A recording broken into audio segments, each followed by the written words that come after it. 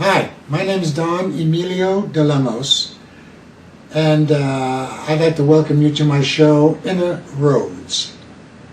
My guest is Mr. Jim Freund, and I'd like to say a few things about Jim without him knowing. We met maybe 13 years ago at a senior center. It's Hamilton House Senior Center on 73rd Street between Amsterdam and Columbus. Every Tuesday at 1 o'clock, we'd have a sing-along. Jim's been doing this for about 15 years, and he brings a lot of joy to a lot of people's lives. I have a show here to introduce to you about Jim's pictorial talents. And his lovely granddaughter is going to be with us, Paige. And let's get started, because you're in for a great, great show. Hello, my name is Jim Freund. I'm a lawyer, retired for the past 2 decades, except for acting as a mediator of commercial disputes. And I've been indulging my hobbies, playing piano, writing essays and short fiction, and the subject of today's discussion, photography. I got interested in taking pictures back in the mid-'80s. Although not a professional, I've been at it ever since. Several exhibitions of my work have appeared, and Fordham University Press has published 2 books of my photos, Central Park, A Photographic Excursion, and Slices of the Big Apple, a photographic tour of the streets of New York. And this lovely young lady is my granddaughter, Paige Freund, who will be turning 11 in a few days. And Paige thrilled me a month ago by saying she was really interested in photography and hinted that a good camera would make a fine birthday gift. Yeah. I'll be taking care of that birthday assignment, Paige, but first I want to use this opportunity to take you through some of the basics of serious photography. And I'll do it through our viewing a number of my pictures that illustrate points worth making. For this half-hour show, I've picked out 30 enlargements to be displayed on this easel, divided into 5 groups of half a dozen shots each. The first is of New York City scenes, then animals, then what I call juxtapositions, then black and white photos, and finally a miscellaneous category. Paige, please feel free to comment on these as you see fit, or ask any questions that come to mind. Okay. And my friend Gent Zanelli has offered to help in keeping things flowing.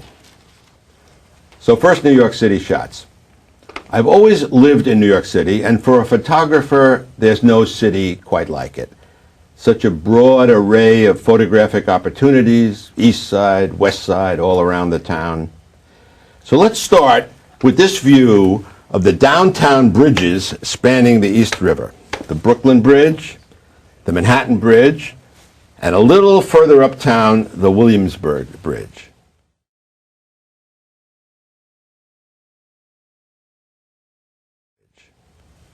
Now, to get a shot like this, Paige, you need to be high up in a tall building, which I was one day for a meeting, and to remember to bring along your camera, preferably with a wide-angle lens, which I did.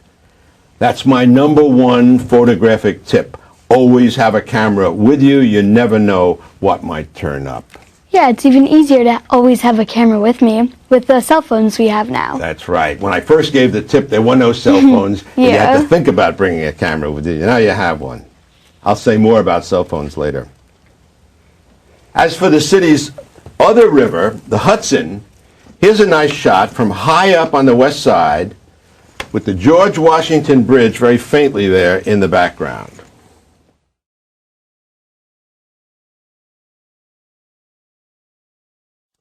As for a bridge on a smaller scale, there's nothing better than Bow Bridge in Central Park.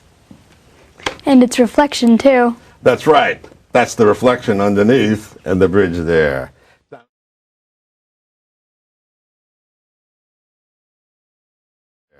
Now, the park is the jewel of the city for photographs. Trees, rocks, waterways, artifacts, it's all there.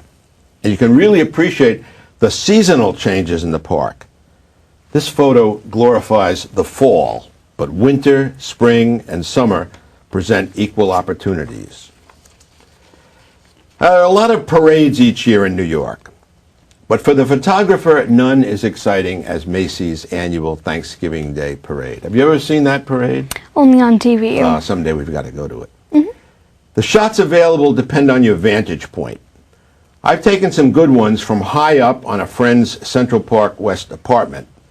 But lately, I favor the ones like this, taken from down in the park, looking up and facing west with the morning sun behind you and the Central Park West buildings framing the massive balloons.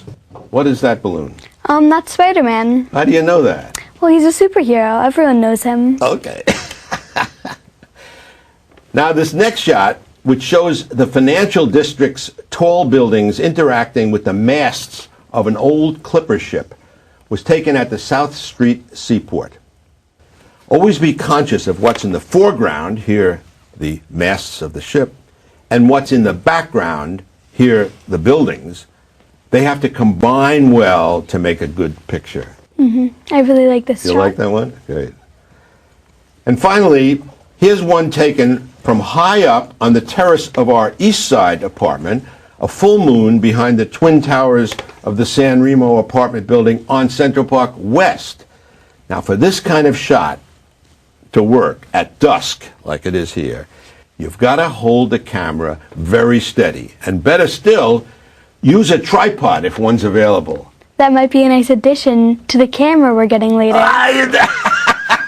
Okay, I got a tripod too. Next subject is animals. I really enjoy shooting pictures of animals, and not just the half dozen that occupy the Fox Freund apartment.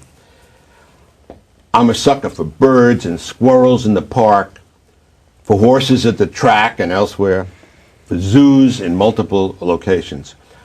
But the trip that my wife Barbara and I took in 2007 to South Africa was really something else. And someday, I hope to take you, Paige, and your cousin Delilah there to see all the sights in the bush, as they say. Now, here's some of what we saw and photographed using a zoom lens, which is very important here to get in close where you wouldn't want to walk. First, there's this elegant antelope, both frontal and in profile. Then a family of elephants, including that little guy. Reminds me of myself with my 3 older sisters. All right.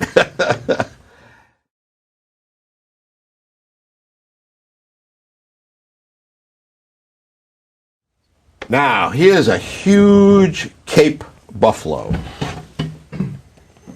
And the picture is huge too, huh?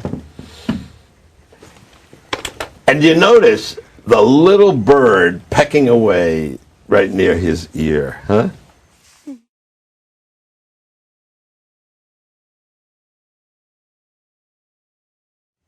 Now we have the handsomest of all predators, the ferocious, beautiful leopard.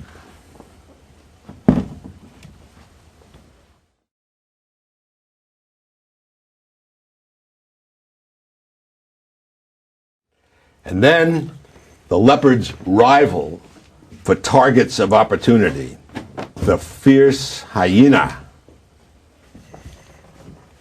with the big teeth. Yeah, I would definitely want to use a zoom lens on this one. Yeah, stay pretty far away from that guy.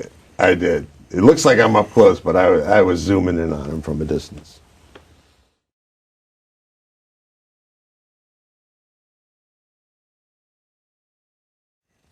And finally, among the animals, my favorite African shot, which is of 4 giraffes forming a very stylish geometric pattern.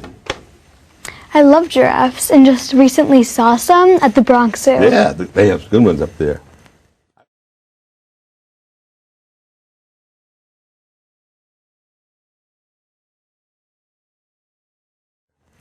I also took video of this as part of a DVD called South African Safari. And the way the giraffes glided about to achieve different formations was almost ballet-like. Wonderful to see. Okay, that's it for animals. Now juxtapositions. This third category I call juxtapositions, which is defined really as putting things side by side. New York is a city where many different elements manage to coexist. And some of my best pictures result when I'm able to juxtapose two seeming contradictions within a single frame. So for instance, check out this horse that's tied up in front of not a saloon as in the Wild West, but a Starbucks. I could sure use a latte right now. Yeah, I think you could, but you have to come up in a horse to get it. Yeah.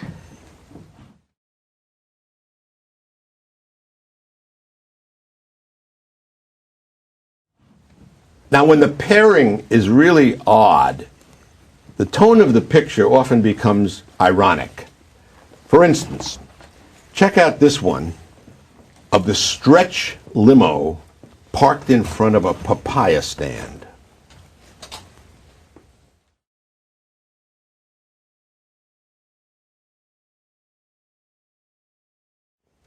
Now look at this next photo page of a well-dressed lady,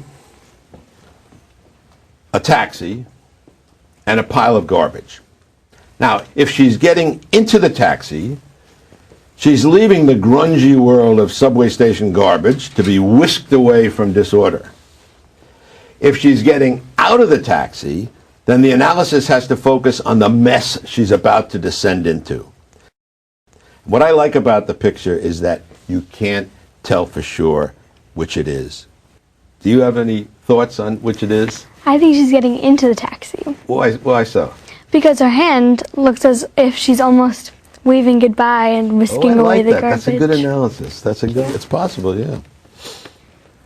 I'm attracted to pictures that tell a little story. And this next one does that. It's one of my favorite Beauty and the Beast shots of the slim, attractive woman in front of a hulking, not so attractive garbage truck. Now, what do you think of the garbage man's hand to his face gesture? Did he spot me and try to avoid being photographed? Or was he just blinded by the beautiful sight before him? Or was it something else entirely? What do you think? I think that maybe it was something else entirely, like after a long day at work he was just wiping the sweat off his brow. Wiping the sweat off his brow. Yeah, I like that. That's probably what it was. Hey, that's one of the joys of photography on the city streets. The speculations you indulge in later on. If, for instance, you hang around the prime retail stores on Fifth Avenue, you're likely to see a scene like this. Sales being made off a push cart in front of Cartier.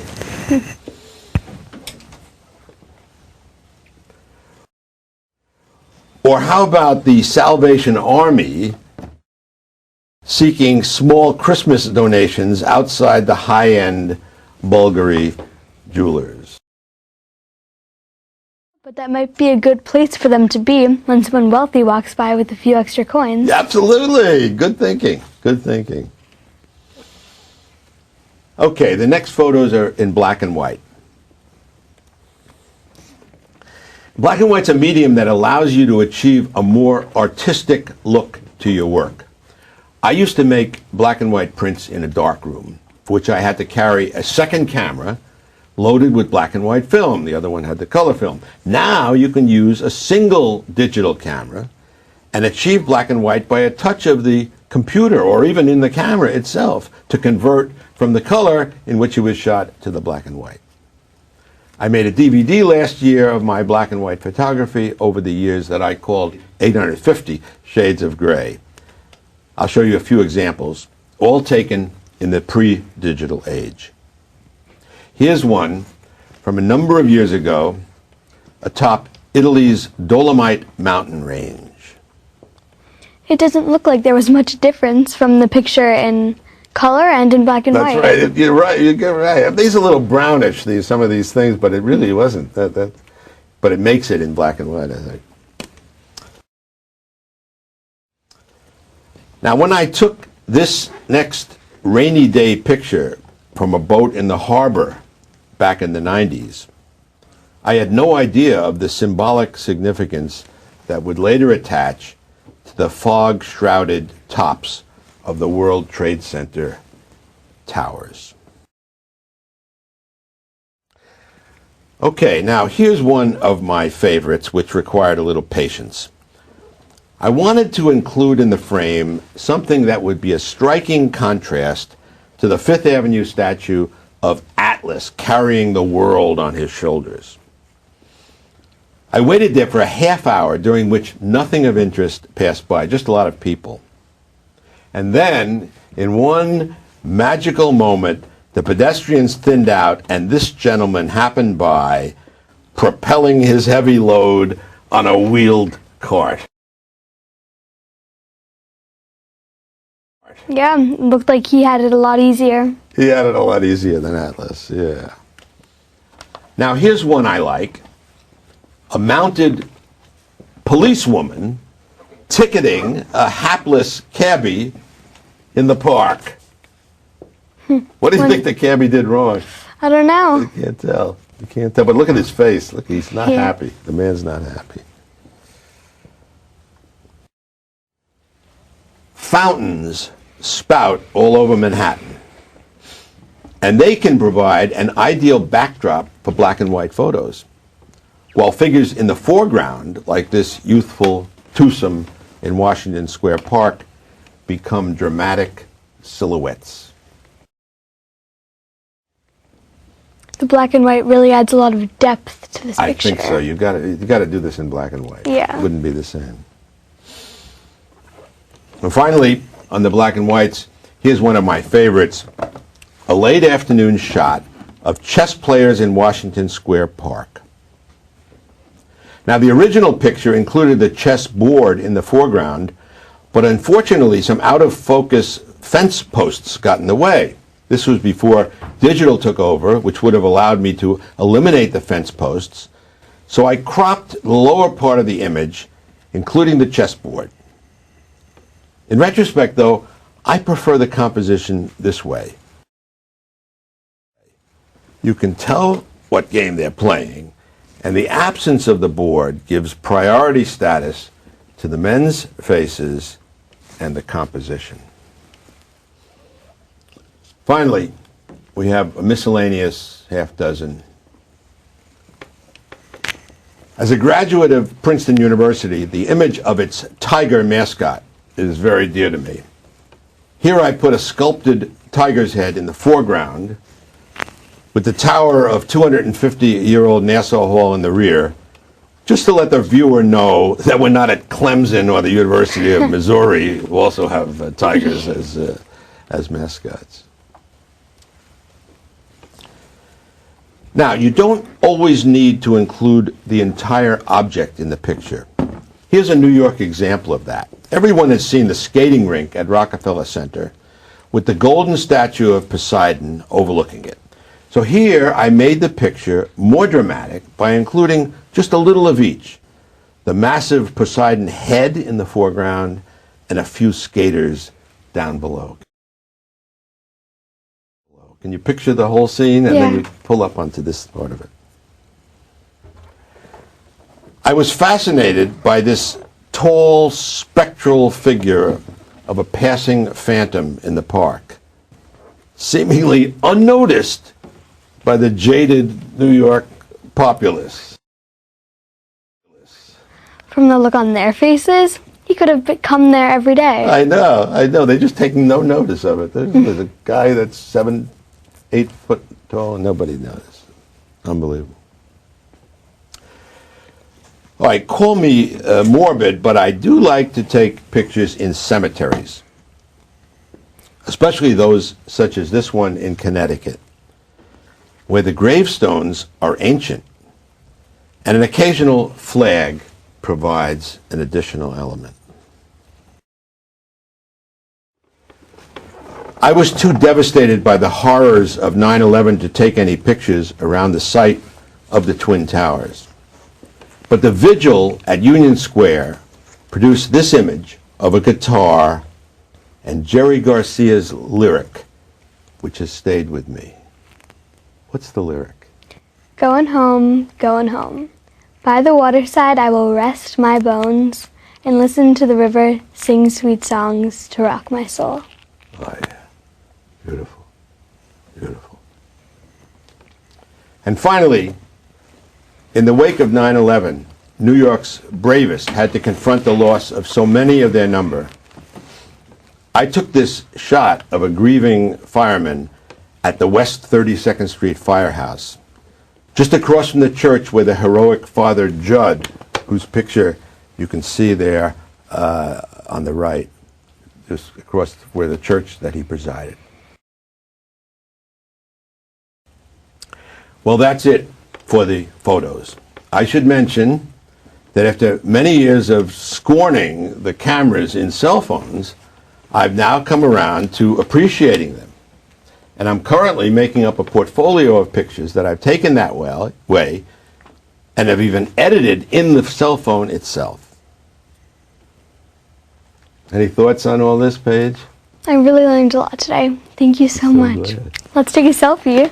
A what? A selfie. A selfie. What's a selfie?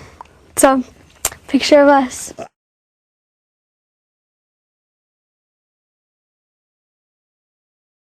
I love it. I love it. Now let's go out and buy you that good birthday camera. And the tripod, too.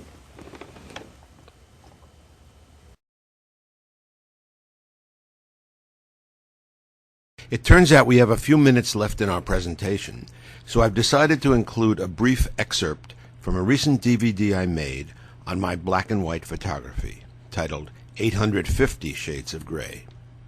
The excerpt, as you'll see, features a special technique I like to use that I've dubbed a touch of color, and that's me on the piano soundtrack. Here's a technique I've enjoyed utilizing in recent years. I call it a touch of color, which, as you can see, consists of restoring the original color to a key portion of a photo that has been otherwise converted to black and white, like the Sauvignon Blanc and Rosé at Auberge in Napa. It's not that difficult to do on the computer, and I'd be happy to show the technique to anyone interested. The idea here is for the touch of color to call the viewer's attention to what the photographer considers significant in the photo, such as the gold dome of the State House in Boston. In this black and white photo, it isn't immediately obvious what I liked about the image, until the spot of color reveals our little dog Buffy taking in the window washer's precarious perch. The technique can be very effective when applied to something iconic, like San Francisco's Golden Gate Bridge, where the color of the bridge has long been etched in everyone's mind's eye. It's okay, but less effective, where the viewer figures that the full color photo wouldn't be much different from the touch of color version, as is the case here in the Alps. The colored surface can be large, as is this character from Macy's Thanksgiving Day Parade, or small, like the end of this sunset in Hawaii. It can be a little piece of a large object, or all of a smaller one. The touch of color can help place the viewer in a certain location, such as in Vegas. In the all black and white version, the locale may be ambiguous, but with a touch of color, you know you're in France. In Paris, to be precise, and here's a merry scene from another part of that photogenic city. Children are prime subjects for the touch of color. Check out this little girl, first with FDR and Fala at the Roosevelt Memorial in Washington, and later eyeing the broken men on a Great Depression breadline. Or how about this lad mimicking the Civil War reenactors? Or the young girl fearing the four-gun fusillade at a Memorial Day ceremony? From the same event, here's one of my favorite touch of color images. Here's a less serious soldier with a pair of World War II Rosies the Riveters. For a comic touch of color, how about this scene on a Fire Island pathway? Meanwhile, here are some artworks on the nearby beach. If you come across something that appears absurd, what's this New York City hydrant doing in the Connecticut woods? It may be a good candidate for the process. It works well to emphasize a recurring pattern. The touch of color lets you know you're in a certain well-known venue, such as Sydney Harbor, or in Rockport, Massachusetts, where the Red Fishing Shack is the focal point of the view known to artists as Motif Number 1. It can lend itself to making up stories, like why does this otherwise drab fellow fancy a yellow hat and a red knee brace? Or what's the tale behind this balding gentleman in the ornate doorway? The touch of color can be used with wildlife, such as these two large beaked birds, or to bring to view this tiny fellow hopping a ride on a huge Cape buffalo. But the animal I like best is this sculptured version found off the beaten path in South Africa. Let's say you convert a group photo from color to black and white, but you'd like to cue the viewer as to your whereabouts. The touch of color does the trick.